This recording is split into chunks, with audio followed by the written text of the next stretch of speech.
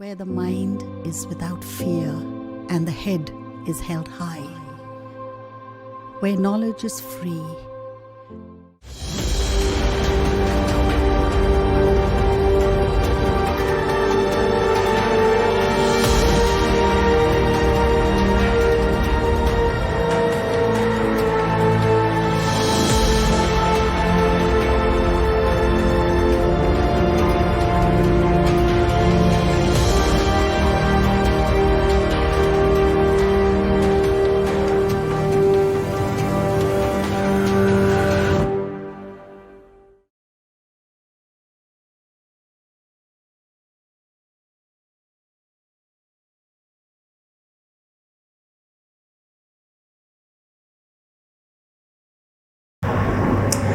নমস্কার, মালদা জেলা প্রশাসন এবং মালদা জেলা শিক্ষা দপ্তরের উদ্যোগে আয়োজন করা অনলাইন ক্লাসরুমে সকলকে স্বাগত জানাই।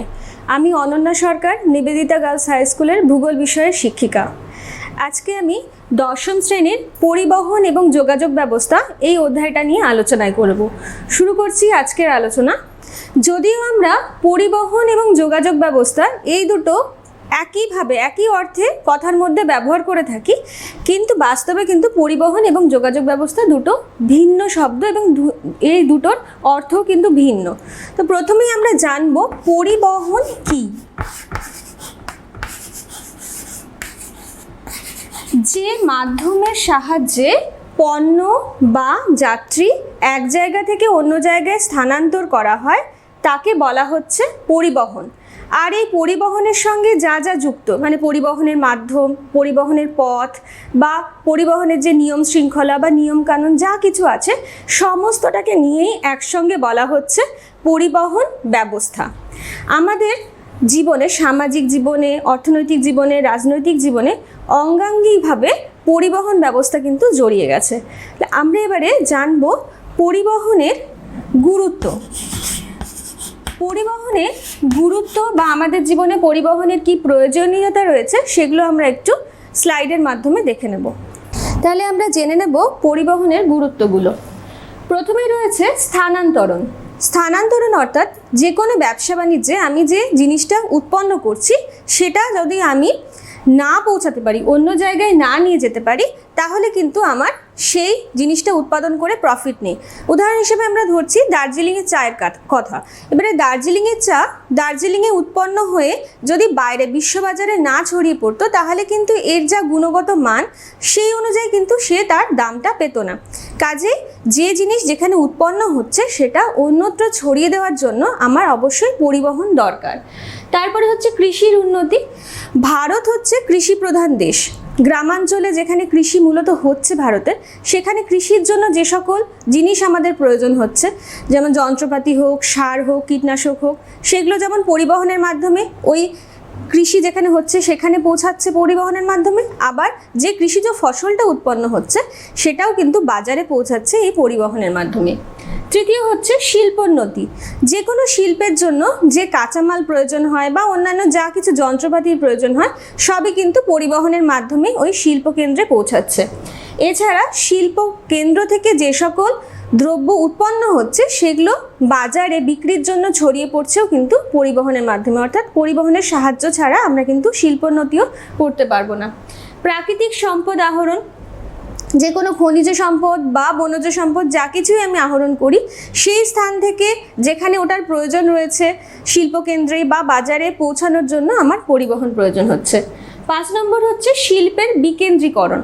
আমরা যদি শিল্পের অবস্থানের কারণগুলো জানি আগে, যে শিল্প কী কী কারণে কোথাও গড়ে ওঠে, তাহলে কিন্তু যে কোনো শিল্পপতিই চায় হয় কাঁচামালের কাছে, যেখানে কাঁচামালের যোগান রয়েছে তার কাছে শিল্প গড়ে তুলতে, বা যেখানে বাজার রয়েছে তার কাছাকাছি শিল্প গড়ে তুলতে। তার কারণ হচ্ছে তাকে হয় কাঁচামালটা নিয়ে আসতে হবে বা যে তৈরি প্রোডাক্টটা রয়েছে সেটা তাকে বাজারে পৌঁছাতে হবে, অর্থাৎ পরিবহন তাকে করতেই হবে। কাজে যেখানে তার পরিবহন খরচটা কম, সেখানে কিন্তু সে শিল্প গড়ে তুলতে পারে বা গড়ে তুলতে চায়।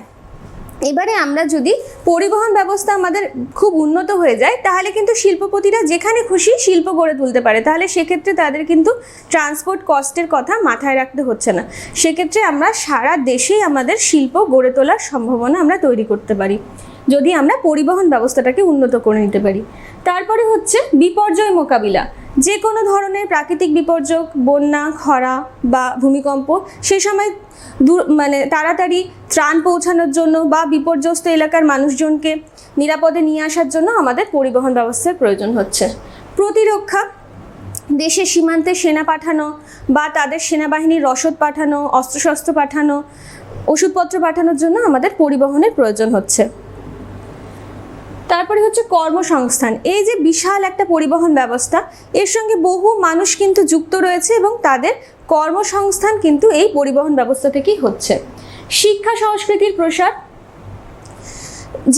যে সকল জায়গায় শিক্ষার উন্নতি রয়েছে, ভালো শিক্ষাকেন্দ্র রয়েছে, সেখানে পরিবহন ব্যবস্থা যদি উন্নত থাকে তাহলে বহু জায়গা থেকে সেখানে শিক্ষা গ্রহণের জন্য মানুষ আসতে পারে, ফলে শিক্ষা সংস্কৃতির প্রসার ঘটবে। জাতীয় আয় বৃদ্ধি, পরিবহন ব্যবস্থার মাধ্যমে প্রত্যক্ষ এবং পরোক্ষভাবে জাতীয় আয় বৃদ্ধি হচ্ছে। প্রত্যক্ষভাবে পরিবহন ব্যবস্থা থেকে যে শুল্ক বা কর আদায় হচ্ছে, সেই করের সাহায্যে জাতীয় আয় বৃদ্ধি পাচ্ছে। এছাড়া পরোক্ষভাবে কৃষির উন্নতি হচ্ছে, শিল্পের উন্নতি হচ্ছে, ব্যবসা বাণিজ্যের উন্নতি হচ্ছে, তার মাধ্যমেও কিন্তু জাতীয় আয় বৃদ্ধি পাচ্ছে। এরপরে হচ্ছে জাতীয় এবং আন্তর্জাতিক সংহতিবোধ। দেশের বিভিন্ন প্রান্তের মানুষের মধ্যে পরিবহন যদি উন্নত হয় তাহলে দেশের বিভিন্ন প্রান্তের মানুষের মধ্যে যোগাযোগ হবে, তাদের মধ্যে আদান প্রদান হবে, সংস্কৃতির আদান প্রদান হবে, ফলে জাতীয় সংহতি এবং আন্তর্জাতিক সংহতিবোধও বৃদ্ধি পাবে। পণ্য মূল্যের স্থিতিশীলতা, অর্থাৎ যে জায়গায় যদি ধরলাম আমি একটা জায়গায় আলু খুব ভালো উৎপন্ন হয়, এবারে সেখানে আলু যদি অন্য জায়গায় না নিয়ে যাওয়া হয় তাহলে কি হবে, ওই জায়গায় কিন্তু আলুর দাম সেভাবে পাওয়া যাবে না। আবার অন্যত্র যেখানে আলু উৎপন্ন হচ্ছে না বা অল্প উৎপন্ন হচ্ছে, সেখানে কিন্তু আলুরই বিশাল দাম হবে। তাহলে আমি যদি পরিবহন ব্যবস্থা আমার ভালো থাকে তাহলে আমি সর্বত্রই ওই আলুটাকে সমানভাবে পাঠাতে পারবো, তাহলে আমার পণ্য মূল্যের দাম কিন্তু কোনো জায়গায় খুব বেশি, কোনো জায়গায় খুব কম হবে না, অর্থাৎ পণ্য মূল্যের স্থিতিশীলতা বজায় থাকবে। আঞ্চলিক অনগ্রসরতা দূরীকরণ, যে সকল অঞ্চলের মানুষ বিভিন্ন কারণে পিছিয়ে রয়েছে তাদেরকে বিভিন্ন সুযোগ সুবিধা দেওয়া বা তাদের কাছে পৌঁছিয়ে আমরা তাদের উন্নতির চেষ্টা করতে পারি। প্রতিযোগিতামূলক বাজারের সৃষ্টি। প্রতিযোগিতামূলক বাজার হচ্ছে একটা বাজারে যদি একই পণ্য বিভিন্ন ব্র্যান্ড বা কোম্পানি নিয়ে আসে তাহলে কি হবে, প্রতিযোগিতা থাকবে এবং ওই দ্রব্যটির গুণগত মানও ভালো থাকবে এবং দামও খুব বেশি কেউ নিতে পারবে না, ফলে এক কথায় ক্রেতা লাভবান হবে। অর্থাৎ পরিবহন ব্যবস্থা যদি আমার ভালো হয় তাহলে আমার প্রতিযোগিতামূলক বাজারের সৃষ্টি হবে, যার ফলে ক্রেতা কিন্তু উপকৃত হবে। এইভাবে পরিবহন কিন্তু আমাদের সামাজিক, অর্থনৈতিক, রাজনৈতিক সমস্ত প্রেক্ষাপটে জড়িয়ে রয়েছে। আমরা পরিবহনের গুরুত্বগুলো দেখলাম, এবারে আমরা পরিবহনের বিভিন্ন মাধ্যমগুলো বোর্ডের সাহায্যে বুঝে নেব। পরিবহনের মাধ্যমগুলো আমরা এবার জানব, কোথায় কিভাবে পরিবহনটা হচ্ছে তার উপরে ভিত্তি করে পরিবহনকে 5টি ভাগে ভাগ করা হয়েছে। প্রথম হলো স্থলপথ, তারপরে হচ্ছে জলপথ, তারপরে হচ্ছে আকাশপথ,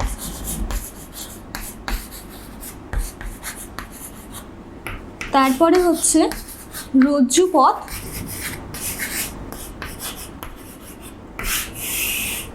তারপরে হচ্ছে নলপথ।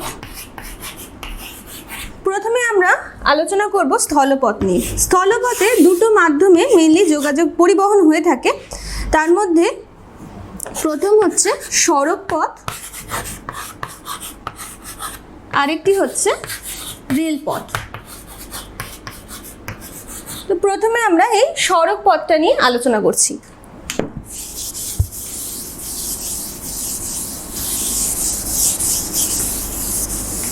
সড়ক পথ কে নির্মাণ করছে এবং রক্ষণাবেক্ষণ কে করছে তার উপরে ভিত্তি করে সড়ক পথকে 7টি ভাগে ভাগ করা হয়েছে। প্রথম হচ্ছে জাতীয় সড়ক পথ।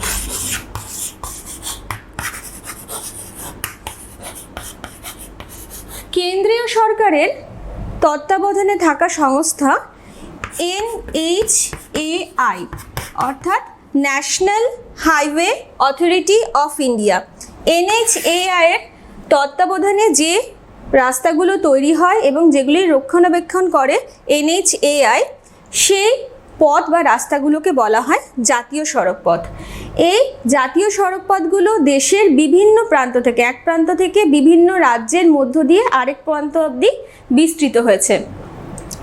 এই জাতীয় সড়কপথগুলো হচ্ছে 55টি জাতীয় সড়কপথ আমাদের দেশে রয়েছে। আমাদের দেশে মুঘল আমল থেকে কিন্তু সড়কপথ নির্মাণ করা শুরু হয়। শেরশাহ প্রথম সড়কপথ নির্মাণ করেন, যেটা গ্র্যান্ড ট্যাঙ্ক রোড বা শেরশাহ সুরি মার্গ নামে পরিচিত। ভারতের যে প্রধান প্রধান সড়কপথগুলো রয়েছে সেই সড়কপথগুলো আমরা একটু স্লাইডের মাধ্যমে দেখে নেব। সড়কপথের মধ্যে উল্লেখযোগ্য হচ্ছে NH7, এটি বারাণসী থেকে কন্যাকুমারিকা পর্যন্ত বিস্তৃত। এর দৈর্ঘ্য হচ্ছে 2369 কিলোমিটার। এটা ভারতের দীর্ঘতম জাতীয় সড়ক। তারপরে হচ্ছে NH6, এটা হাজিরা থেকে কলকাতা পর্যন্ত বিস্তৃত। এর দৈর্ঘ্য হচ্ছে 1949 কিলোমিটার। তারপরে NH5, এটি কটক থেকে চেন্নাই পর্যন্ত বিস্তৃত। এটা 1533 কিলোমিটার পর্যন্ত বিস্তৃত। NH15 পাঠানকোট থেকে সামাখিয়ালি পর্যন্ত বিস্তৃত। এর দৈর্ঘ্য হচ্ছে 1526 কিলোমিটার। NH2 দিল্লি থেকে কলকাতা পর্যন্ত ডানকুনি পর্যন্ত বিস্তৃত। এর দৈর্ঘ্য হচ্ছে 1465 কিলোমিটার। এটা হচ্ছে ভারতের ব্যস্ততম জাতীয় সড়ক। NH47A এর্নাকুলাম থেকে কোচি বন্দর অবধি বিস্তৃত। এটা দৈর্ঘ্য হচ্ছে মাত্র 6 কিলোমিটার। এটা হচ্ছে ভারতের ক্ষুদ্রতম সড়কপথ। এগুলো তোমরা মনে রাখবে, দীর্ঘতম, ব্যস্ততম, ক্ষুদ্রতম, তোমাদের ছোট প্রশ্নে কিন্তু এই ধরনের প্রশ্ন আসে। লেহ লাসা সড়কপথ হচ্ছে ভারতের উচ্চতম সড়কপথ। ভারতে জাতীয় সড়কপথের সংখ্যা হচ্ছে 55টি। NHAI national highway authority of India ভারতের সড়কপথ উন্নয়নের উদ্দেশ্যে 1999 সালে ন্যাশনাল হাইওয়ে ডেভেলপমেন্ট প্রজেক্ট গ্রহণ করে। এই প্রজেক্টে 3টি প্রকল্প মেনলি গ্রহণ করা হয়। তার মধ্যে প্রথম গুরুত্বপূর্ণ প্রকল্প হলো সোনালী চতুর্ভুজ।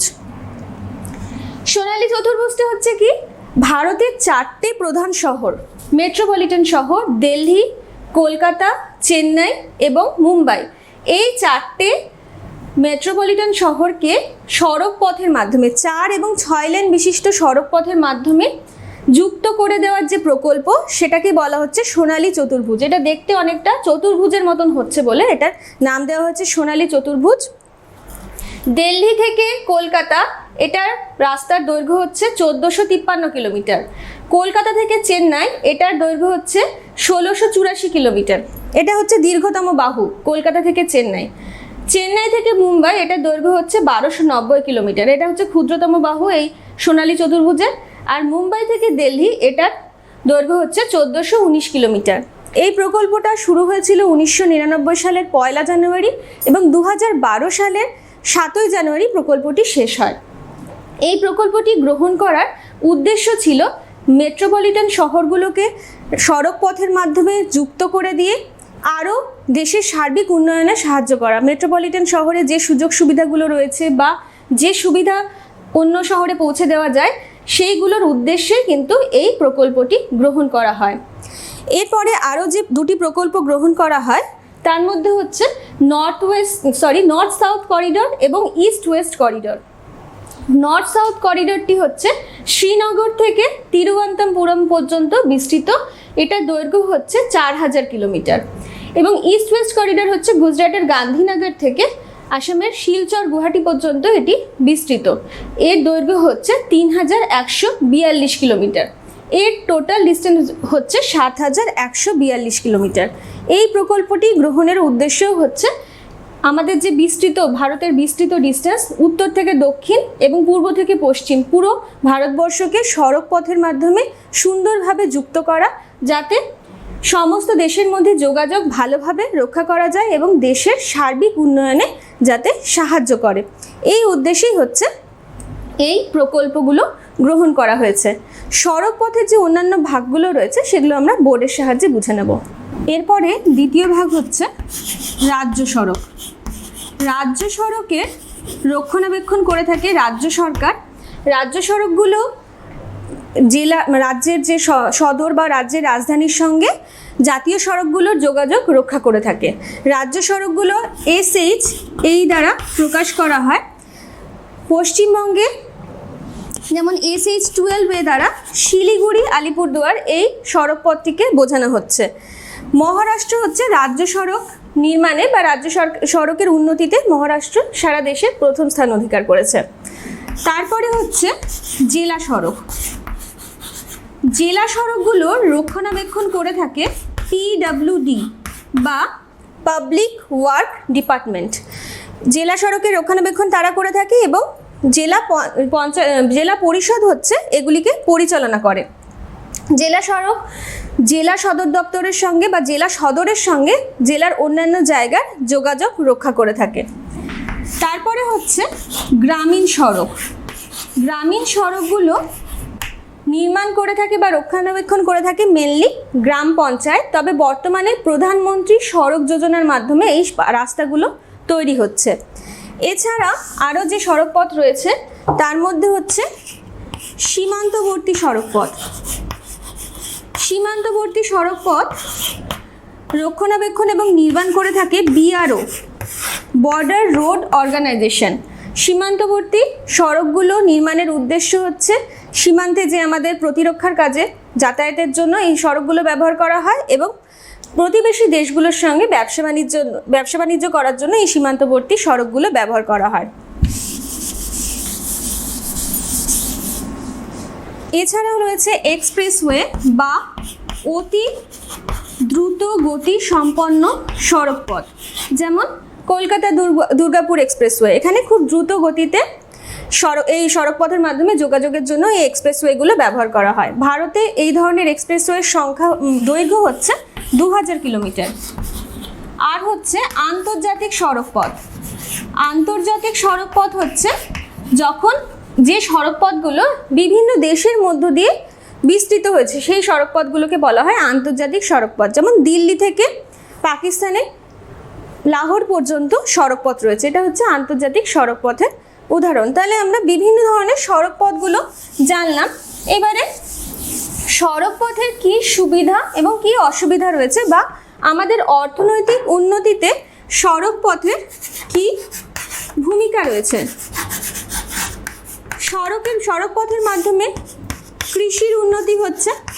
প্রত্যন্ত অঞ্চলে যেখানে কৃষিকাজ হয় সেখানে পৌঁছানোর জন্য সড়কপথ হচ্ছে আমাদের অন্যতম একটি মাধ্যম এবং সেখান থেকে কৃষিজ ফসল বাজারে নিয়ে আসার জন্য একটা অন্যতম মাধ্যম হচ্ছে সড়কপথ। তারপরে হচ্ছে শিল্পের উন্নতি। শিল্পের উন্নতি অর্থাৎ শিল্পের জন্য প্রয়োজনীয় কাঁচামালের যোগান দেওয়া বা যন্ত্রপাতির যোগান দেওয়া বা শিল্পজাত পদার্থগুলো বাজারে নিয়ে আসার জন্য আমরা সড়কপথ ব্যবহার করি। প্রতিরক্ষার কাজে যে সকল অঞ্চলে প্রতিরক্ষার কাজে আমাদের সেনাবাহিনী রয়েছে সেখানে খাবার পৌঁছানো বা ওষুধপত্র পৌঁছানোর জন্য আমরা সড়ক ব্যবহার করি। বিপর্যয় মোকাবিলার জন্য বন্যা, খরা বা ভূমিকম্প, বিভিন্ন বিপর্যয়ে যখন আমাদের ত্রাণ সামগ্রী পৌঁছাতে হয় বা ওষুধপত্র পৌঁছাতে হয় তখন আমরা এই সড়কপথ ব্যবহার করে থাকি। এছাড়াও যেহেতু এই সড়কপথের মাধ্যমে খুব দ্রুত যোগাযোগ করা যায় এবং যে কোনো সময়ে যোগাযোগ করা যায়, মানে যেমন আমি যদি রেলপথের সঙ্গে তুলনা করি তাহলে সব কিছুর কিন্তু একটা নির্দিষ্ট টাইম আছে, শিডিউল আছে, কিন্তু সড়কপথের সাহায্যে কিন্তু আমার যখন ইচ্ছে আমি কিন্তু যাতায়াত করতে পারি। এবং সড়কপথের মাধ্যমগুলোও রয়েছে কিন্তু বিভিন্ন মাধ্যমে, যেমন ছোট গাড়ি থেকে শুরু করে বড় গাড়ি, বিভিন্নভাবে কিন্তু যাত্রী বা পণ্য পরিবহনের সুবিধা কিন্তু সড়কপথে রয়েছে। সড়কপথের অসুবিধাগুলো আমরা এবারে জেনে নেব।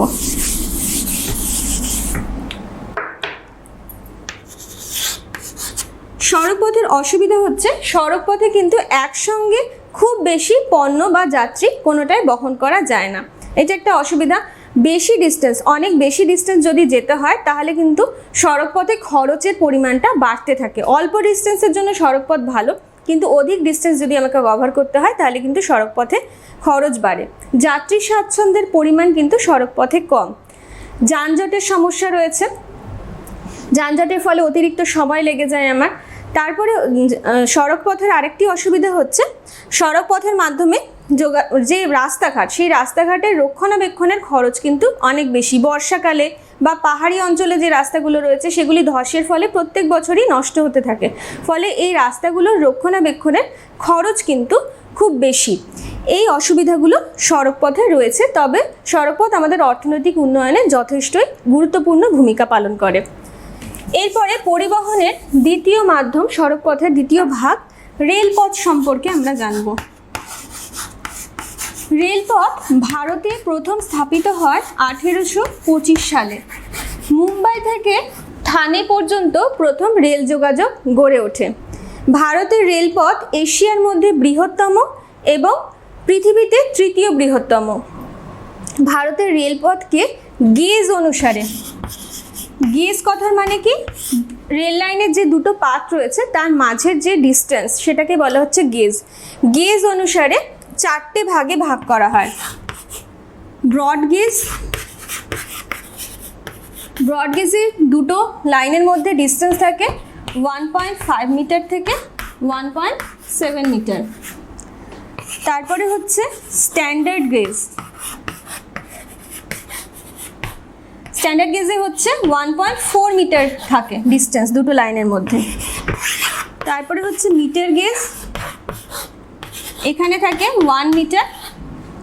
আর ন্যারো গেজ, ন্যারো গেজে ডিস্টেন্স থাকে 0.6 থেকে 0.76 মিটার। আমাদের দেশে ব্রড গেজের পরিমাণই হচ্ছে বেশি। ভারতের যে এই সুবিশাল রেলপথ এবং সারা দেশ জুড়ে যে রেল লাইন বিস্তৃত রয়েছে, তাই এই রেলপথ বা রেল ব্যবস্থাকে সুষ্ঠুভাবে পরিচালনা করার জন্য ভারতের রেল পরিষেবা বা রেল অঞ্চলটাকে 17টি রিজিয়নে ভাগ করে নেওয়া হয়েছে। এই 17টা রিজিয়নের নাম এবং কোথায় তাদের সদর দপ্তর রয়েছে সেগুলো আমরা একটু স্লাইডের সাহায্যে দেখে নেব। রেলপথ অঞ্চলগুলো আমরা দেখতে পাচ্ছি। পূর্ব রেলপথ, তার সদর দপ্তর রয়েছে কলকাতায়। পূর্ব মধ্য রেলপথের হাজিপুর। দক্ষিণ পূর্ব রেলপথের কলকাতায়। পূর্ব উপকূল রেলপথের ভুবনেশ্বরে। দক্ষিণ পূর্ব মধ্য রেলপথের রয়েছে বিলাসপুরে। উত্তর রেলপথের রয়েছে নিউ দিল্লিতে, এটা হচ্ছে দীর্ঘতম রেলপথ। উত্তর মধ্য রেলপথ এলাহাবাদে। উত্তর পূর্ব রেলপথ গোরখপুরে। উত্তর পূর্ব সীমান্ত রেলপথ মালিগাঁওয়ে। উত্তর পশ্চিম রেলপথ জয়পুরে। পশ্চিম রেলপথ মুম্বাইয়ে। পশ্চিম মধ্য রেলপথ জব্বলপুরে। মধ্য রেলপথ মুম্বাইয়ে। দক্ষিণ রেলপথ চেন্নাইয়ে। দক্ষিণ মধ্য রেলপথ রয়েছে সেকেন্দ্রাবাদে। দক্ষিণ পশ্চিম রেলপথ রয়েছে হুগলিতে এবং কঙ্কন রেলপথ রয়েছে নবী মুম্বাইয়ে। তো আমরা জানলাম যে ভারতের কোথায় কোথায় রেলপথ অঞ্চলগুলোকে 17টা কী ভাগে ভাগ করা হয়েছে এবং তার সদর দপ্তরগুলো। এবারে রেলপথের সুবিধা এবং অসুবিধাগুলো আমরা একটু স্লাইডের মাধ্যমে বুঝে নেব, বোর্ডের মাধ্যমে বুঝে নেব। এবারে আমরা জানবো রেলপথের সুবিধাগুলো। রেলপথের প্রথম সুবিধা হচ্ছে কম ব্যয়ে পরিবহন হচ্ছে, অর্থাৎ বেশি পরিমাণ দ্রব্য যদি আমাকে কোথাও পাঠাতে হয় বা যেতে হয় তাহলে কিন্তু আমার রেলপথ খুব সুবিধাজনক। শিল্পোন্নতিতে রেলপথ একটা গুরুত্বপূর্ণ ভূমিকা পালন করে। শিল্পের প্রয়োজনীয় কাঁচামাল, শিল্প থেকে উৎপন্ন দ্রব্য রেলপথের মাধ্যমে দেশের বিভিন্ন জায়গায় পৌঁছে যাচ্ছে। তাপবিদ্যুৎ উৎপাদনের ক্ষেত্রেও কিন্তু রেলপথের একটি গুরুত্বপূর্ণ ভূমিকা রয়েছে। যে কোনো তাপবিদ্যুৎ কেন্দ্রের প্রয়োজনীয় কাঁচামাল হচ্ছে কয়লা, সেটা মেনলি কিন্তু রেলপথের মাধ্যমেই পরিবাহিত হচ্ছে।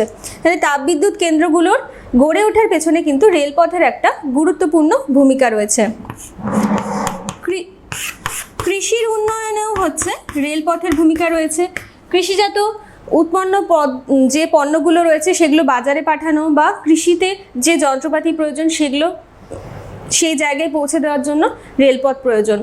বিপর্যয় মোকাবিলার ক্ষেত্রে যে কোনো জায়গায় কোনো রকম দুর্যোগ হলে সেখানে ত্রাণ পৌঁছানোর জন্য আমরা রেলপথ ব্যবহার করি। প্রতিরক্ষার ক্ষেত্রে সেনাবাহিনী পাঠানোর জন্য বা সেনাবাহিনীর যে অস্ত্রশস্ত্র প্রয়োজন বা ওষুধপত্র প্রয়োজন সেগুলো পাঠানোর জন্য আমরা রেলপথ ব্যবহার করি।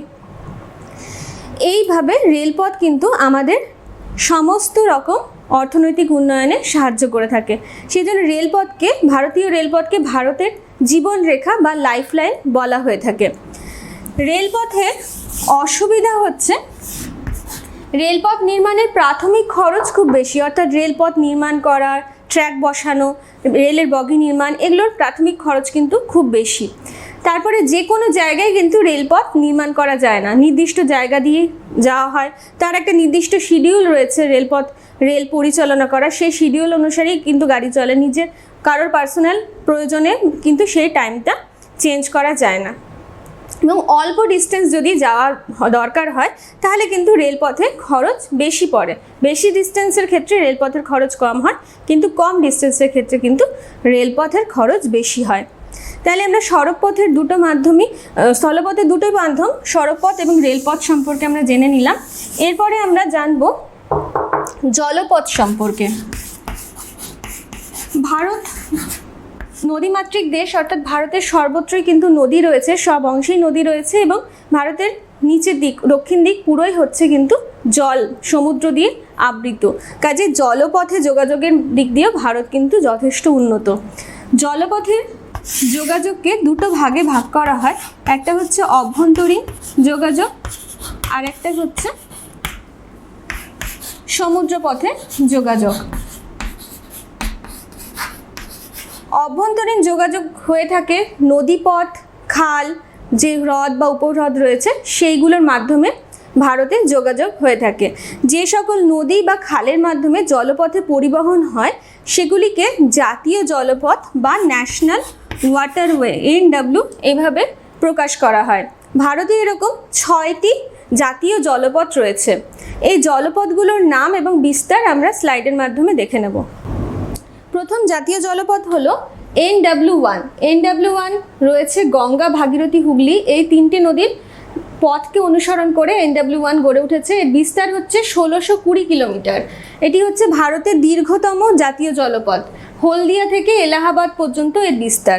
তারপরে রয়েছে NW2, এটা 891 কিলোমিটারের বিস্তার। ব্রহ্মপুত্র এবং তার উপনদীগুলোর গতিপথকে অনুসরণ করে এই জলপথ গড়ে উঠেছে। পূর্ব ভারতের যোগাযোগ রক্ষার ক্ষেত্রে এই জলপথ কিন্তু যথেষ্ট গুরুত্বপূর্ণ ভূমিকা পালন করে। আসামের সাদিয়া থেকে ধুবড়ি পর্যন্ত এর বিস্তার। তারপরে রয়েছে NW3, এটি 205 কিলোমিটার এটি বিস্তৃত। পশ্চিম উপকূল খাল নামে এটি পরিচিত। কোল্লাম থেকে কোট্টাপুরম পর্যন্ত এটি বিস্তৃত।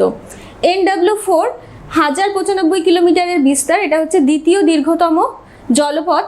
গোদাবরী, কৃষ্ণা এবং বিভিন্ন খালের সমন্বয়ে এই জলপথ গড়ে উঠেছে। কাকিনাড়া থেকে পুদুচেরি পর্যন্ত এর বিস্তার। NW5 এর বিস্তার হচ্ছে 620 কিলোমিটার। এটি ইস্ট কোস্ট খাল নামেও পরিচিত। তালচের থেকে ধামরা পর্যন্ত এটি বিস্তৃত। NW6 121 কিলোমিটারের বিস্তার। এটি একটি প্রস্তাবিত জলপথ। বরাক নদীর গতিপথকে কেন্দ্র করে বা অনুসরণ করে এই জলপথ গড়ে উঠবে। লখিমপুর থেকে ভাঙ্গা পর্যন্ত হচ্ছে এর বিস্তার। ভারতের অভ্যন্তরীণ জলপথের উন্নয়নের জন্য 1967 সালে central inland water transport corporation গঠিত হয় এবং 1986 সালে inland waterways authority of India গঠিত হয়। এইভাবে এদের তত্ত্বাবধানে ভারতের অভ্যন্তরীণ জলপথের উন্নয়নের কিন্তু যথেষ্ট চেষ্টা চলছে। এবারে ভারতের সমুদ্রপথ সম্পর্কে একটু বোর্ডের সাহায্যে আমরা বুঝে নেব। ভারতের সমুদ্রপথ দুভাবে বিস্তৃত রয়েছে, একটা হচ্ছে আন্তর্জাতিক সমুদ্রপথ আর একটি হচ্ছে উপকূলীয় সমুদ্রপথ। আন্তর্জাতিক সমুদ্র বা বাণিজ্যে কিন্তু ভারত প্রাচীনকাল থেকেই যথেষ্ট উন্নত। বিভিন্ন সময়ে বিভিন্ন দেশের সঙ্গে ভারতের বাণিজ্যের সম্পর্ক গড়ে উঠেছে। ইংরেজ রাজত্বে এই যোগাযোগ বা এই ব্যবসা বাণিজ্যের পরিমাণ কিছুটা কমলেও স্বাধীনতার পরে কিন্তু ভারত যথেষ্ট উন্নতি করেছে এবং উন্নয়নশীল দেশগুলোর মধ্যে ভারত কিন্তু এ বিষয়ে অগ্রণী। ভারতের সঙ্গে যে সকল দেশের ব্যবসা বাণিজ্য হয়ে থাকে তার মধ্যে কানাডা, আমেরিকা, জাপান, মধ্যপ্রাচ্যের বিভিন্ন দেশ উল্লেখযোগ্য। আন্তর্জাতিক বাণিজ্যের ক্ষেত্রে রাষ্ট্রায়ত্ত সংস্থা এবং বেসরকারি সংস্থা উভয়েই হচ্ছে অংশগ্রহণ করেছে। রাষ্ট্রায়ত্ত সংস্থার মধ্যে শিপিং কর্পোরেশন অফ ইন্ডিয়া অগ্রণী। এছাড়াও বেসরকারি সংস্থার মধ্যে Bharati shipping, Varun shipping, great eastern shipping corporation এরা হচ্ছে যথেষ্টই গুরুত্বপূর্ণ ভূমিকা পালন করেছে। আন্তর্জাতিক সমুদ্রপথের প্রসঙ্গে দুটো টার্মের কথা বলে রাখি, একটা হচ্ছে শিপিং লাইন আর একটা হচ্ছে শিপিং লেন। শিপিং লাইন হচ্ছে কি, যে সকল সংস্থা বা কোম্পানির জাহাজ সমুদ্রে যাতায়াত করে বা চলাচল করে সেই সংস্থাগুলোকে বলা হচ্ছে শিপিং লাইন। আর শিপিং লেন হচ্ছে বিস্তৃত মহাসাগরের একটা নির্দিষ্ট পথ অনুসরণ করে কিন্তু জাহাজগুলো চলাচল করে। যে পথ অনুসরণ করে জাহাজগুলো সমুদ্রে চলাচল করে তাদেরকে বলা হচ্ছে শিপিং লেন। সেই রাস্তাটাকে বলা হচ্ছে শিপিং লেন। এবারে আমরা উপকূলীয় সমুদ্রপথ সম্পর্কে জানব। ভারতের পূর্ব উপকূল এবং পশ্চিম উপকূলের কচ্ছ, কাঠিয়াবাড়, পশ্চিমবঙ্গ, ওড়িশার উপকূলে কিন্তু উপকূলীয় বাণিজ্য যথেষ্টই উন্নতি লাভ করেছে। ভারতের পূর্ব উপকূল এবং পশ্চিম উপকূলে প্রায় 200টি বন্দর রয়েছে। তার মধ্যে 13টি বন্দর হচ্ছে প্রধান। প্রধান বন্দর বলতে কি বোঝায়? যে বন্দরের মাধ্যমে বছরে অন্ততপক্ষে 50 লক্ষ টন জিনিসপত্রের আমদানি রপ্তানি হয়ে থাকে, সেই বন্দরগুলোকে বলা হয় প্রধান বন্দর। ভারতে এরকম 13টি প্রধান বন্দর রয়েছে। ভারতের 2 উপকূলে যদিও বন্দর রয়েছে, কিন্তু পূর্ব উপকূলের তুলনায় কিন্তু পশ্চিম উপকূলের বন্দরগুলো বেশি উন্নত। কেন বেশি উন্নত? পশ্চিম উপকূলের, আচ্ছা তার আগে আমি একটু বলে দিই বন্দর কি। বন্দর, যার ইংরেজি প্রতিশব্দ হচ্ছে পোর্ট। এবারে এই পোর্ট শব্দটা এসেছে লাতিন শব্দ পোর্টা থেকে, যার অর্থ হচ্ছে প্রবেশপথ বা দ্বার। স্থলপথ থেকে জলপথ বা জলপথ থেকে স্থলপথে যখন কেউ প্রবেশ করছে বা যাচ্ছে, বা যে প্রবেশ পথের মধ্যে সে আসছে ভিতরে, সেটাকেই বলা হচ্ছে বন্দর বা পোর্ট।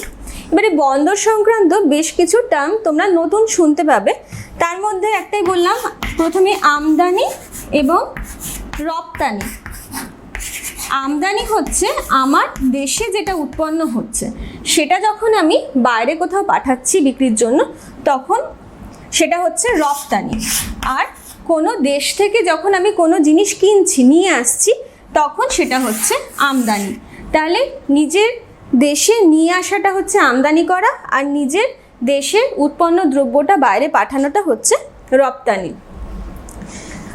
আমরা বন্দরে পোতাশ্রয় শব্দটি খুঁজে পাবো। পোতাশ্রয় শব্দ হচ্ছে জাহাজের বিশ্রামাগার। জাহাজ যেখানে ঝড় বৃষ্টি হলে যেখানে জাহাজ আশ্রয় নেয় বা জাহাজের যেখানে মেরামতি হয়, সেই অংশটাকে বলা হয় পোতাশ্রয়। পোতাশ্রয় 2 ধরনের হতে পারে, স্বাভাবিক অথবা কৃত্রিম। বন্দরের ক্ষেত্রে আমরা জানবো পুনর্রপ্তানি বন্দর।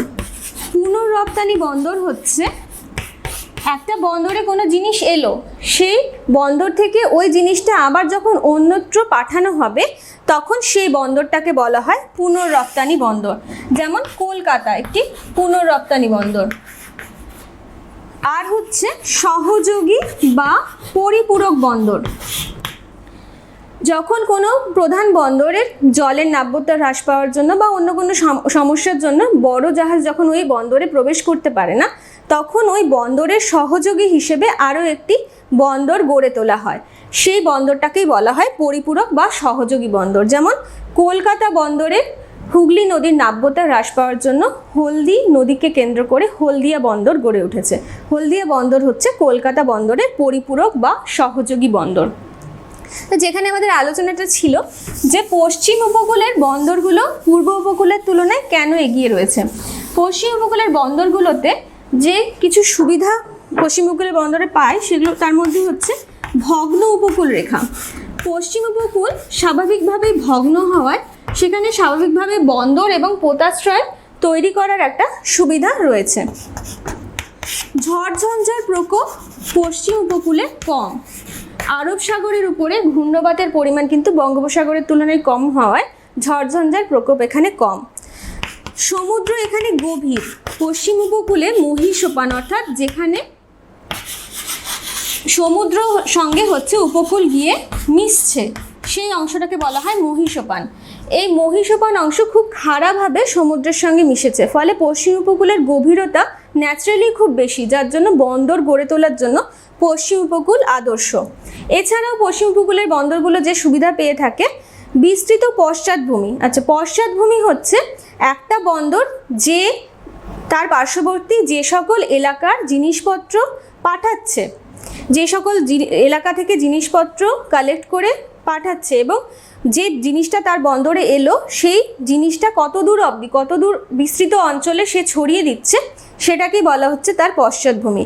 এক কথায় একটা বন্দরের পশ্চাৎভূমি যত বেশি বিস্তৃত হবে সেই বন্দর কিন্তু তত বেশি উন্নত হবে। পশ্চিম উপকূলের বন্দরগুলোর পশ্চাৎভূমি বিস্তৃত হয়। পশ্চিম উপকূলের যে আশেপাশে যে রাজ্যগুলো রয়েছে, মহারাষ্ট্র, গুজরাট, এগুলো হচ্ছে শিল্পোন্নত, ব্যবসা বাণিজ্যের থেকে উন্নত, ফলে বন্দরগুলো হচ্ছে বেশি উন্নত এই পশ্চিম উপকূলে হয়েছে। এছাড়াও পশ্চিম উপকূলের মাধ্যমে পশ্চিমী বা মধ্যপ্রাচ্যের দেশগুলোর সঙ্গে যে যোগাযোগ রক্ষা, সেই যোগাযোগ রক্ষার ডিস্টেন্সটা অনেকটা কম হয়, সেই জন্য পশ্চিম উপকূলের বন্দরগুলোর মাধ্যমে এই যোগাযোগ ব্যবস্থাটা ভালো হয়ে থাকে। ফলে ভারতবর্ষে দুই উপকূলে বন্দর থাকলেও পশ্চিম উপকূলের বন্দরগুলো পূর্ব উপকূলের বন্দরের তুলনায় অধিক উন্নত হয়েছে। ভারতের প্রধান বন্দরগুলো সম্পর্কে আমরা একটু স্লাইডের সাহায্যে দেখে নেব। পশ্চিম উপকূলের বন্দর, প্রথমে ম্যাপে দেখা যাচ্ছে কান্দালা বন্দর, রেড সার্কেল দিয়ে কান্দালা বন্দর দেখানো হয়েছে। কান্দালা বন্দর হচ্ছে প্রথম ভারতের একমাত্র করমুক্ত বা নিঃশুল্ক বন্দর, এটা মনে রাখবে খুব ভালোভাবে। কান্দালা বন্দর গুজরাটে অবস্থান করছে, কচ্ছ উপসাগরের পূর্ব প্রান্তে। এর পশ্চাৎভূমি গুজরাট, রাজস্থান, পাঞ্জাব, মহারাষ্ট্রের উত্তরাংশ, উত্তরপ্রদেশের পশ্চিমাংশে বিস্তৃত। আমদানি করা হয় ওষুধ, ভেষজ, খনিজ তেল, সার, যন্ত্রপাতি ইত্যাদি। রপ্তানি করা হয় ক্ষুদ্র এবং মধ্যম আঁশযুক্ত তুলো, চিনি, সিমেন্ট, লবণ, জিপসাম ইত্যাদি।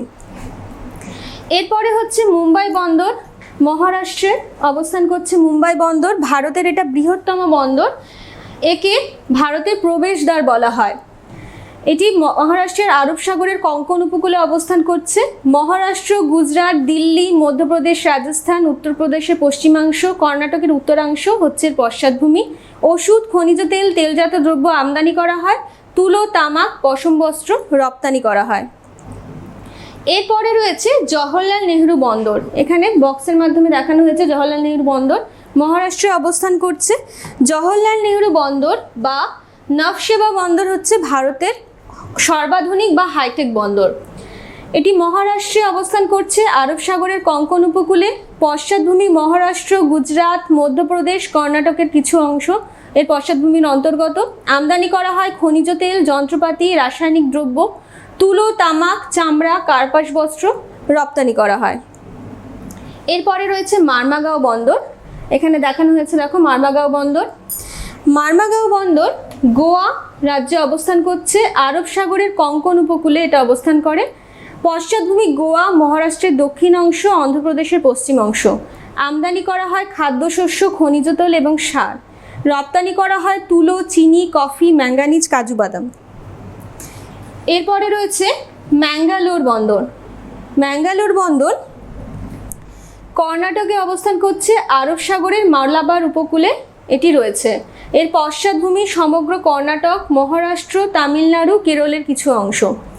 আমদানি করা হয় খনিজ তেল, ওষুধ, যন্ত্রপাতি, সার। রপ্তানি করা হয় মশলা, মাছ, চিনি, গোলমরিচ। পশ্চিম উপকূলের রয়েছে কোচি বন্দর। কোচি বন্দরকে আরব সাগরের রানী বলা হয়। কোচি বন্দর কেরালা উপকূলে অবস্থান করছে, আরব সাগরের মালাবার উপকূলে। পশ্চাৎভূমি কেরালা, কর্ণাটকের কিছু অংশ, তামিলনাড়ু। আমদানি করা হয় খনিজ তেল, যন্ত্রপাতি, সার, ধাতব দ্রব্য। রপ্তানি করা হয় নারকেলজাত দ্রব্য, কাজু বাদাম, মশলা, বাগদা চিংড়ি ইত্যাদি। এরপরে পূর্ব উপকূলের বন্দরগুলো সম্পর্কে জানবো। প্রথমেই এখানে দেখা যাচ্ছে কলকাতা বন্দর। কলকাতা বন্দর হচ্ছে একটি পুনঃরপ্তানি বন্দর। পুনঃরপ্তানি বন্দর বললাম এর আগে। আর হলদিয়া হচ্ছে কলকাতার সহযোগী বন্দর। অবস্থান পশ্চিমবঙ্গের হুগলি নদীর তীরবর্তী নদী বন্দর এটি।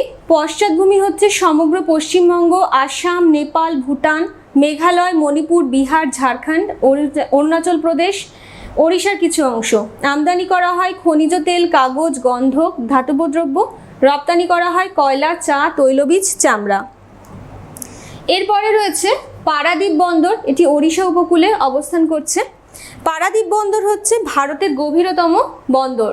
এটি বঙ্গোপসাগরে ওড়িশা উপকূলে অবস্থান করছে। পশ্চাৎভূমি ওড়িশা, ঝাড়খণ্ড, ছত্তিশগড়। আমদানি করা হয় উঁচুমানের ইস্পাত, চাল, রাসায়নিক দ্রব্য। রপ্তানি করা হয় কয়লা, আকরিক লোহা, ম্যাঙ্গানিজ, মাছ এবং মাছজাত দ্রব্য। এরপরে রয়েছে বিশাখাপত্তনম বন্দর। বিশাখাপত্তনম বন্দর অন্ধ্রপ্রদেশে বঙ্গোপসাগরের তীরে অন্ধ্র উপকূলে অবস্থান করছে। পশ্চাৎভূমি অন্ধ্রপ্রদেশ, ওড়িশা, ঝাড়খণ্ডের পূর্ব অংশ, তামিলনাড়ুর উত্তর অংশ। আমদানি করা হয় খনিজ তেল, লৌহ ইস্পাত, যন্ত্রপাতি, রাসায়নিক দ্রব্য। রপ্তানি করা হয় চীনাবাদাম, হরিতকি, আকরিক লোহা, চামড়া ইত্যাদি। এরপরে রয়েছে এন্নোর এবং চেন্নাই।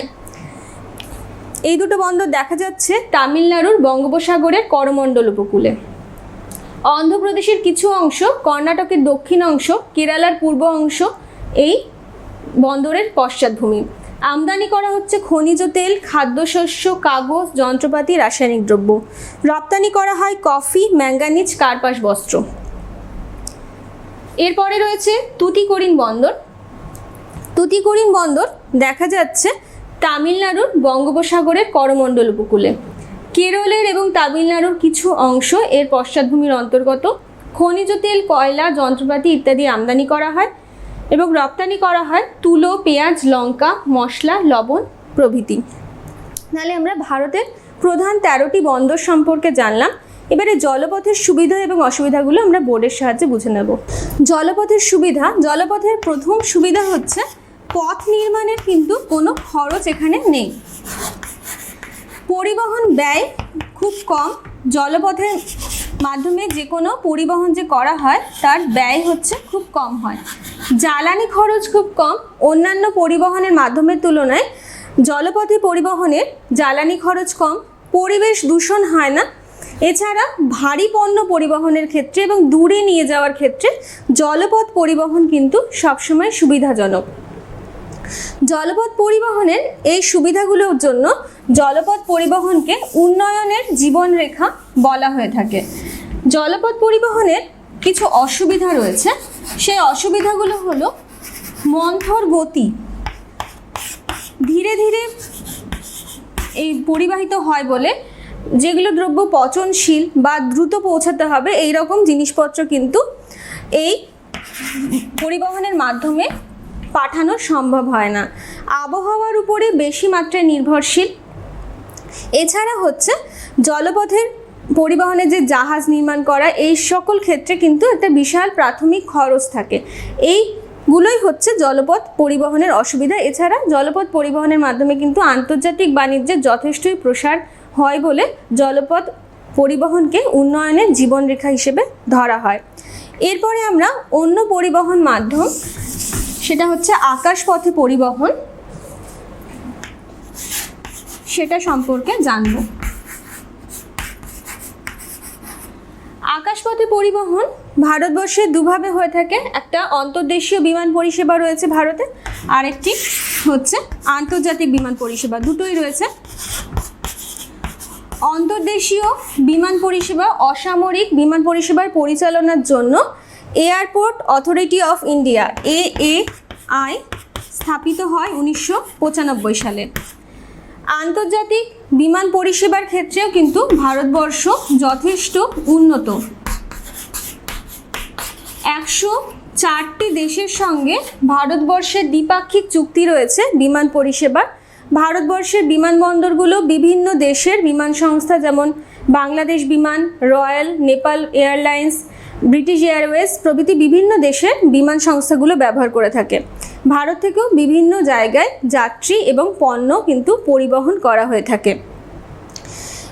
এই বিমান পরিষেবা ছাড়াও 1985 সালে ভারতে রাষ্ট্রায়ত্ত সংস্থা পবন হংস স্থাপিত হয়। পবন হংসের 36টি হেলিকপ্টারের সাহায্যে তৈল উৎপাদক অঞ্চলগুলো মেনলি ওইখানে পরিবহনের জন্য এখানকার হেলিকপ্টারগুলো ব্যবহার করা হয়। এছাড়াও আন্দামান, নিকোবর, বদ্রীনাথ, কেদারনাথ এই সকল অঞ্চলেও পরিবহনের জন্য কিন্তু পবন হংসের হেলিকপ্টার ব্যবহার করা হয়। এছাড়াও বেসরকারি সংস্থা গ্লোবাল ভেক্ট্রা হেলিকপ্টার এই একই কাজ করে থাকে। এছাড়াও বর্তমানে মালদা থেকে কলকাতা, বোলপুর শান্তিনিকেতন থেকে কলকাতা, সাগরদ্বীপ থেকে কলকাতার হেলিকপ্টার পরিবহনের সূচনা হয়েছে। আকাশপথ পরিবহনের সুবিধাগুলো হলো খুব কম সময়ে পরিবহন করা যায়। আচ্ছা, তার আগে বলে রাখি, ভারতবর্ষে বিভিন্ন বিমানবন্দর রয়েছে, তার মধ্যে আন্তর্জাতিক বিমানবন্দরের মধ্যে সবথেকে বড় বিমানবন্দর হলো দিল্লির ইন্দিরা গান্ধী এয়ারপোর্ট। এটা হচ্ছে সবথেকে বড় বিমানবন্দর। আকাশপথের সুবিধাগুলো হচ্ছে খুব কম সময়ে দ্রুত গতিতে পরিবহন হচ্ছে। এছাড়া আরামদায়ক হচ্ছে পরিবহন, যাত্রী স্বাচ্ছন্দ্যের পরিমাণ হচ্ছে সবথেকে বেশি। পচনশীল বা যে সকল বস্তু খুব দ্রুত পরিবাহিত করতে হবে, পাঠাতে হবে, সেসব ক্ষেত্রে কিন্তু আকাশপথ হচ্ছে সবথেকে ভালো মাধ্যম। এছাড়া দুর্গম অঞ্চল যেখানে জলপথে বা সড়কপথে পরিবহন করা বা যাওয়া সম্ভব নয়, সেখানেও কিন্তু আকাশপথে যাওয়া সম্ভব।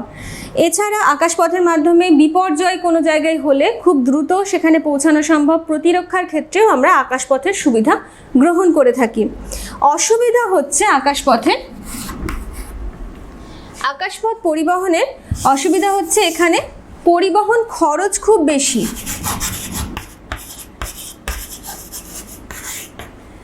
ভারী পণ্য পরিবহন করা হচ্ছে অসুবিধাজনক। জ্বালানি খরচও হচ্ছে এই মাধ্যমে অত্যন্ত বেশি। এছাড়া আকাশপথে যোগাযোগ ব্যবস্থা কিন্তু ভারতবর্ষে যথেষ্ট উন্নত হয়েছে এবং আকাশপথের সুবিধাগুলো আমাদের দেশের অর্থনৈতিক বিকাশেও যথেষ্ট সাহায্য করছে। তাহলে পরিবহনের প্রধান তিনটে মাধ্যম আমরা জানলাম। এরপরে রয়েছে রজ্জুপথ বা রোপওয়ে। রোপওয়ে হচ্ছে তারের মাধ্যমে যখন দুর্গম অঞ্চলে, পাহাড়ি অঞ্চলে বা খনি অঞ্চলে মানুষ বা পণ্য যখন পরিবহন করা হয় তখন তাকে বলা হচ্ছে রজ্জুপথ। ভারতের ঝরিয়াতে 30 কিলোমিটার দীর্ঘ রজ্জুপথ রয়েছে, এটাই কিন্তু ভারতের দীর্ঘতম রজ্জুপথ। এছাড়াও দার্জিলিংয়ের বিজনবাড়ি, কালিম্পং এইসব জায়গাতেও কিন্তু রোপওয়ে বা রজ্জুপথ রয়েছে। রজ্জুপথের সুবিধা হচ্ছে দুর্গম অঞ্চলে যেখানে রাস্তাঘাট নির্মাণের অসুবিধা রয়েছে সেখানে কিন্তু পণ্য পরিবহন বা যাত্রী পরিবহনের ক্ষেত্রে এই রোপওয়ে ব্যবহার করা যায়। খুব অল্প সময়ে যে সকল অঞ্চলে খনিজ সম্পদ উত্তোলন করা হয় অর্থাৎ খনি এলাকাগুলোতেও এর মাধ্যমে পণ্য পরিবহন করা যায়। পরিবহনের আরও একটি মাধ্যম হলো নলপথ। নলপথ বা পাইপলাইনের মাধ্যমে মেনলি তরল বা গ্যাসীয় পদার্থ পরিবাহিত হয়। ক্রুড অয়েল, রিফাইন্ড অয়েল বা প্রাকৃতিক গ্যাস বা জল হচ্ছে নলপথের সাহায্যে পরিবাহিত হয়। প্রথম নলপথ স্থাপিত হয় দিগবয় থেকে তিনসুকিয়া পর্যন্ত। এছাড়াও বিভিন্ন জায়গায় নলপথের মাধ্যমে বর্তমানে যোগাযোগ করা হয় বা পরিবাহিত হয়। এই পরিবাহিত সুবিধা হচ্ছে নলপথের যে খুব কম সময়ে পরিবহন করা যায়, যে জিনিসটা পাঠানো হচ্ছে সেটা কোনো রকম নষ্ট হয় না, খুব কম শ্রম এবং খুব কম খরচে পরিবহন করা সম্ভব হয়। এছাড়া এই পরিবহন মাধ্যমের আমাদের আরও একটি গুরুত্বপূর্ণ মাধ্যম হচ্ছে পাতাল রেল। পাতাল রেল ভারতে প্রথম কলকাতায় স্থাপিত হয় 1984 সালে। এটা ভারতের বিশ্বের হিসেবে হচ্ছে 75তম, কলকাতায় 75তম স্থাপন হয়েছে 1984 সালে। এছাড়াও ভারতের অন্যান্য যে জায়গাগুলোতে এখন পাতাল রেল বা মেট্রো রেল চলে তার মধ্যে হচ্ছে বেঙ্গালুরু, দিল্লি, এগুলো হচ্ছে উল্লেখযোগ্য। পাতাল রেলের সুবিধা হচ্ছে পাতাল রেল যেহেতু ভূগর্ভের ভিতর দিয়ে যাতায়াত হয়, সেজন্য উপরের কোনো রকম যানজট বা কোনো রকম প্রাকৃতিক গোলযোগের প্রভাব কিন্তু এই পরিষেবার ক্ষেত্রে পড়ে না। এর ফলে খুব সহজেই দৈনন্দিন যাতায়াতের জন্য এই মাধ্যমটি কিন্তু খুব ভালো। শহরের এক প্রান্ত থেকে আরেক প্রান্তে বিনা বাধায় খুব অল্প সময়ে এই পাতাল রেলের মাধ্যমে পৌঁছে যাওয়া যায় এবং এর ফলে দূষণের মাত্রাও কিন্তু খুব কম হয়। তাহলে আমরা পরিবহনের বিভিন্ন মাধ্যমগুলো সম্পর্কে কিন্তু জেনে ফেললাম। এবার এই পরিবহনের বিভিন্ন মাধ্যমের মধ্যে যদি আমরা তুলনা করি, মানে সড়ক পথ, জলপথ, তারপরে রেলপথ, আকাশপথের মধ্যে যদি তুলনা করি, তাহলে গতির দিক থেকে কিন্তু সব থেকে এগিয়ে রয়েছে আকাশপথ। বিমান হচ্ছে সব থেকে দ্রুত পরিবাহিত হয় এবং সব থেকে ধীর গতিতে চলে জলপথের পরিবহন। মাধ্যম মানে কি কি পরিবহনের মাধ্যম রয়েছে তাতে কিন্তু সড়ক পথে ভ্যারিয়েশনের পরিমাণ কিন্তু বেশি অন্যান্য মাধ্যমের তুলনায়। খরচের হিসেব যদি আমরা ধরি তাহলে জলপথে পরিবহনের খরচ হচ্ছে সব থেকে কম, ভারী পণ্য পরিবহনের জন্য জলপথ সব থেকে ভালো, তারপরে হচ্ছে রেলপথ, তারপরে হচ্ছে সড়কপথ এবং পণ্য পরিবহনের জন্য কিন্তু বিমান পথের দিকে না যাওয়াই ভালো, কারণ তাতে খরচ অনেক বেশি। খরচের দিক থেকে বিমান পরিষেবা বা আকাশ পরিষেবার খরচ সব থেকে বেশি, জল পরিবহনের খরচ হচ্ছে সব থেকে কম। এবং যাত্রী স্বাচ্ছন্দ্যের কথা যদি ধরি তাহলে আকাশ পরিষেবা বা আকাশ পরিবহন যেটা বিমান পরিবহনে হচ্ছে যাত্রী স্বাচ্ছন্দ্যের পরিমাণ সব থেকে বেশি, তারপরে হচ্ছে রেলে, তারপরে সড়কপথে। এইভাবে বিভিন্ন পরিবহনের মাধ্যমগুলো সম্পর্কে আমরা জানলাম। এবারে আমরা যোগাযোগ ব্যবস্থা সম্পর্কে জানব। আলোচনার শুরুতে আমি বলেছিলাম যে পরিবহন এবং যোগাযোগ কিন্তু দুটো আলাদা বিষয়। তাহলে যোগাযোগ কি? যোগাযোগ হচ্ছে যখন দুই বা তার বেশি মানুষের মধ্যে সংবাদের, কোনো তথ্যের বা সংবাদের আদান প্রদান হচ্ছে, কোনো চিত্রের আদান প্রদান হচ্ছে, তখন তাকে বলা হচ্ছে যোগাযোগ ব্যবস্থা। অর্থাৎ পরিবহন এবং যোগাযোগ এর মধ্যে পার্থক্য হচ্ছে কি, পরিবহনে কিন্তু কোনো পণ্য বা যাত্রী পরিবাহিত হচ্ছে, অর্থাৎ কোনো বস্তুগত ট্রান্সফার এখানে হচ্ছে, কিন্তু যোগাযোগ ব্যবস্থার ক্ষেত্রে কিন্তু সংবাদ বা কোনো তথ্য বা কোনো চিত্র কিন্তু আদান প্রদান হচ্ছে, এক্ষেত্রে কিন্তু কোনো বস্তুগত ট্রান্সফার হচ্ছে না। পরিবহনের তুলনায় যোগাযোগ ব্যবস্থা অনেক দ্রুত, মানে এক মুহূর্তের মধ্যে আমি আমার খবর বা সংবাদটা পৌঁছে দিতে পারি, যেটা পরিবহনের মাধ্যমে কিন্তু সম্ভব নয়। পরিবহনের খরচের তুলনায় যোগাযোগ ব্যবস্থার খরচ কিন্তু অনেক কম। তো যোগাযোগ ব্যবস্থার যে আধুনিক মাধ্যমগুলো রয়েছে তার মধ্যে টেলিফোন বা মোবাইল ফোন আমরা এখন সকলেই ইউজ করতে অভ্যস্ত। এবারে এই মোবাইল ফোন দ্রুত সংবাদ প্রেরণের জন্য, দ্রুত সংবাদ পাঠানোর জন্য আমাদের কাজে লাগছে। তারপরে হচ্ছে উপগ্রহ চিত্র হচ্ছে কৃত্রিম উপগ্রহে যে বৈদ্যুতিন যন্ত্র রয়েছে সেই বৈদ্যুতিন যন্ত্রের মাধ্যমে যখন বিভিন্ন অংশের সঙ্গে যোগাযোগ রক্ষা করা যাচ্ছে সেটাকে বলা হচ্ছে উপগ্রহ চিত্র হবে না, উপগ্রহ হবে স্যাটেলাইট। তো এই ভারতে প্রথম কৃত্রিম উপগ্রহ পাঠানো হয় আর্যভট্ট। এছাড়া ইনস্যাটের মাধ্যমে ভারতের বিভিন্ন অংশে টেলি ব্যবস্থা চলছে। তারপরে হচ্ছে ইন্টারনেট হচ্ছে মোবাইল বা কম্পিউটারের মোডেমের সাহায্যে উপগ্রহের মাধ্যমে যে নেটওয়ার্ক গড়ে তোলা হয় তাকে বলা হচ্ছে ইন্টারনেট। এই ইন্টারনেট পরিষেবার মাধ্যমে কিন্তু সারা পৃথিবীর জুড়ে যোগাযোগ ব্যবস্থা রক্ষা হয়েছে। এছাড়া হচ্ছে ইমেল মানে ইলেকট্রনিক মেল, অর্থাৎ যে কোনো তথ্য বা চিঠি আমরা যখন এই ইলেকট্রনিক মেলের মাধ্যমে খুব সহজেই এক জায়গা থেকে অন্য জায়গায় পাঠাতে পারি। এই আধুনিক যোগাযোগ ব্যবস্থার সুবিধাগুলো হলো, আধুনিক যোগাযোগ ব্যবস্থায় খুব অল্প সময়ে আমরা এই যোগাযোগ রক্ষা করতে পারি এবং খুব কম খরচে যোগাযোগ রক্ষা করা যায়। এছাড়া যেটা এই কোভিড পরিস্থিতিতে কিন্তু সারা পৃথিবী যখন ঘরের মধ্যে আবদ্ধ, তখন কিন্তু এই আধুনিক যোগাযোগ ব্যবস্থার মাধ্যমেই আমরা সুস্থ থেকেও সুষ্ঠুভাবে আমাদের কাজকর্ম পরিচালনা করতে পারছি। তাহলে আমরা পরিবহন এবং যোগাযোগ ব্যবস্থাগুলো সম্পর্কে জেনে নিলাম। এবারে এই অধ্যায় থেকে তোমাদের যে প্রশ্নগুলো আসে তার মধ্যে একটা হচ্ছে ইম্পর্টেন্ট হচ্ছে ম্যাপ পয়েন্টিং। তো ম্যাপ পয়েন্টিং আমরা একটা আউটলাইন ম্যাপের সাহায্যে একটু দেখে নেব। আচ্ছা, তোমাদের এই অংশ থেকে কিন্তু ম্যাপ পয়েন্টিং আসে এবং যদি মাধ্যমিকের প্রশ্নগুলো দেখো তাহলে এই অংশ থেকে একটা বা অনেক সময় দুটো প্রশ্ন কিন্তু ম্যাপ পয়েন্টিংয়ে আসে। তো ম্যাপ পয়েন্টিংয়ের ক্ষেত্রে আমি এখানে 10টা পয়েন্ট করে রেখেছি, সেগুলো আমি এখানে পয়েন্ট করে দেখাবো। তোমাদের প্রশ্ন যদি দেখো, তোমাদের কিন্তু ডাইরেক্ট বন্দরের নাম দিয়ে কিন্তু পয়েন্টিং করতে কমই আসে। এখানে যেমন প্রথমটা আছে গভীরতম বন্দর। ভারতের গভীরতম বন্দর হচ্ছে পারাদ্বীপ। তাহলে তোমাকে পারাদ্বীপটাও মনে রাখতে হবে, তবেই তুমি কিন্তু এখানে পয়েন্টিং করতে পারবে।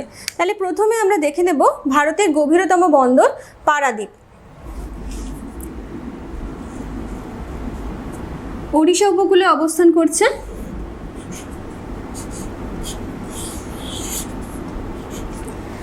পারাদ্বীপ দেখালাম। এরপরে হচ্ছে 2 নম্বরে আছে দেখো নিঃশুল্ক বন্দর। ভারতের একমাত্র নিঃশুল্ক বন্দর বা করমুক্ত বন্দর হচ্ছে কান্দালা। এটা গুজরাটে অবস্থান করছে।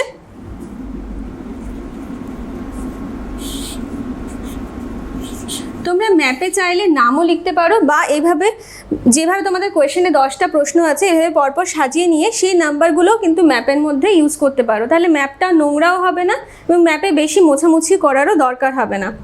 তারপরে হচ্ছে 3 নম্বরে আছে ভারতের প্রবেশদ্বার। ভারতের প্রবেশদ্বার বলা হয় মুম্বাই বন্দরকে ভারতের প্রবেশদ্বার বলা হয়।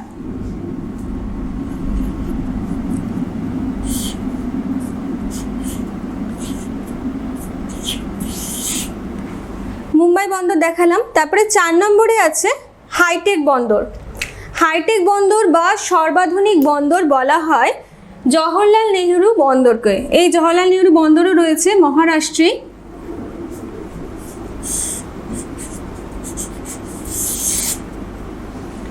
এরপরে রয়েছে পুনর্রপ্তানি বন্দর।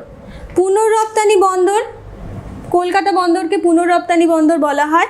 পুনর্রপ্তানি বন্দর আমরা দেখে নেব।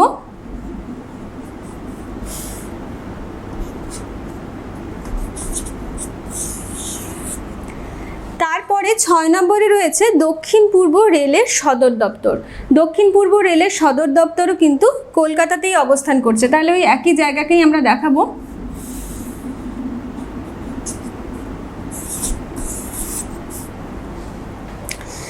তারপরে 7 নম্বরে রয়েছে বৃহত্তম আন্তর্জাতিক বিমানবন্দর। ভারতের বৃহত্তম আন্তর্জাতিক বিমানবন্দর অবস্থান করছে দিল্লিতে। এখানে আমরা দিল্লি দেখাবো।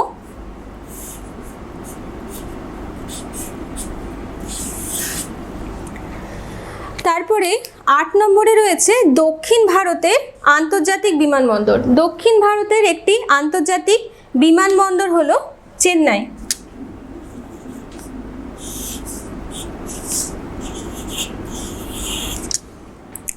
তারপরে 9 নম্বরে রয়েছে আরব সাগরের রানী।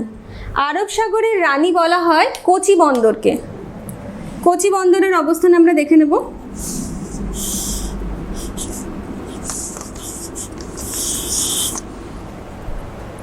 তারপরে 10 নম্বরে রয়েছে বিশাখাপত্তনম বন্দর। বিশাখাপত্তনম বন্দর তোমাদের এর আগের মাধ্যমিকেও শুধু বন্দরের নাম দিয়ে বা অনেক সময় পূর্ব উপকূলের একটি বন্দর দেখাও এইভাবেও এসেছে। তো বিশাখাপত্তনম বন্দরের অবস্থান আমরা এখানে দেখে নিচ্ছি। 10 নম্বরে বিশাখাপত্তনম বন্দর। এই অংশ থেকে যে ম্যাপ পয়েন্টিংগুলো আসে মোটামুটি সেগুলো এই 10টা ম্যাপ পয়েন্টিং দেখানো হলো এখানে।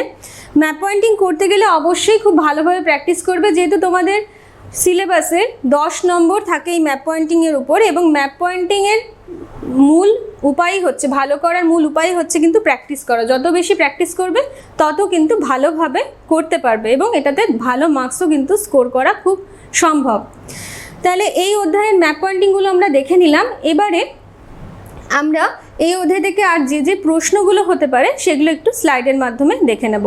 অধ্যায় থেকে রচনাধর্মী প্রশ্ন যার প্রশ্নমান 5 হতে পারে, সেগুলো হতে পারে পরিবহনের গুরুত্বগুলো লেখো, জলপথকে উন্নয়নের জীবনরেখা বলে কেন, স্থলপথ পরিবহন ব্যবস্থায় রেলপথের গুরুত্ব লেখো, ভারতের পশ্চিম উপকূল এবং পূর্ব উপকূলের 2টি বন্দর সম্পর্কে সংক্ষেপে লেখো, ভারতের অর্থনৈতিক উন্নতিতে সড়ক পথের গুরুত্ব লেখো। ব্যাখ্যামূলক প্রশ্নের মধ্যে যার প্রশ্নমান 3 হতে পারে পরিবহন এবং যোগাযোগ ব্যবস্থার মধ্যে পার্থক্য লেখো, আকাশপথ এবং জলপথ পরিবহনের মধ্যে পার্থক্য লেখো, সোনালী চতুর্ভুজ কি, আধুনিক যোগাযোগ ব্যবস্থার যে কোনো একটি মাধ্যম সম্পর্কে লেখো, ভারতের আকাশপথ পরিবহনের সমস্যাগুলি লেখো, রজ্জু পথের গুরুত্বগুলি লেখো, আধুনিক যোগাযোগ ব্যবস্থায় ইন্টারনেটের গুরুত্ব লেখো, বন্দর নগর কি। বন্দর নগর কি বলি, বন্দরের কোনো বন্দর যখন গড়ে ওঠে তখন সেই বন্দরের কর্মসংস্থান বা যোগাযোগ ব্যবস্থা এই সমস্ত বিষয়গুলোকে কাজে লাগিয়ে যখন কোনো নগর গড়ে ওঠে, ওই বন্দরের আশেপাশে যখন কোনো বন্দর গড়ে ওঠে তখন সেই নগরটাকে বলা হয় বন্দর নগর। যেমন মুম্বাই বন্দরকে কেন্দ্র করে মুম্বাই নগরের গড়ে উঠেছে। সংক্ষিপ্ত প্রশ্নমান এগুলো হতে পারে, এগুলো প্রশ্নমান 2 হবে। পুনঃরপ্তানি বন্দর কাকে বলে, সহযোগী বা পরিপূরক বন্দর কাকে বলে, পোতাশ্রয় কাকে বলে, হীরক চতুর্ভুজ প্রকল্প কি? হীরক চতুর্ভুজ প্রকল্প হচ্ছে 2014 সালে রেল বাজেটে একটা পরিকল্পনা গ্রহণ করা হয় যে ভারতে যে মেট্রোপলিটন শহরগুলো রয়েছে দিল্লি, মুম্বাই, কলকাতা এবং চেন্নাই, এগুলিকে রেলপথের মাধ্যমে যুক্ত করা হবে। দ্রুতগামী রেলের মাধ্যমে এই 4টে মেট্রোপলিটন শহরকে যোগাযোগ করা হবে দেশের সার্বিক উন্নয়নের জন্য। এটাই হচ্ছে হীরক চতুর্ভুজ প্রকল্প নামে পরিচিত। 5 নম্বরে আছে বন্দর সংযোগ পরিকল্পনা। বন্দর সংযোগ পরিকল্পনা হচ্ছে বিভিন্ন বন্দরগুলোকে 4 লেন বা 6 লেন বিশিষ্ট সড়ক পথের মাধ্যমে যুক্ত করার যে পরিকল্পনা NHAI বা national highway authority of India গ্রহণ করেছে, সেটাকেই বলা হচ্ছে বন্দর পরিকল্পনা। এই বন্দর পরিকল্পনার মাধ্যমে দ্রুত বন্দরের থেকে জিনিসপত্র বাজারে ছড়িয়ে পড়া বা যে অংশ থেকে বন্দরে জিনিস আসছে সেখানে বন্দরে পৌঁছে দেওয়া সম্ভব হবে বলে এই বন্দর সংযোগ পরিকল্পনা গ্রহণ করা হয়েছে।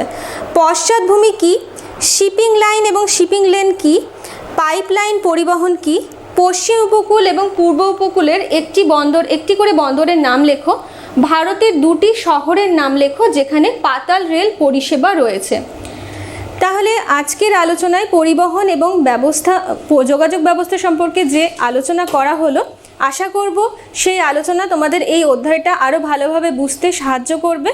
সকলকে ধন্যবাদ জানিয়ে আজকের পর্ব এখানেই শেষ করছি।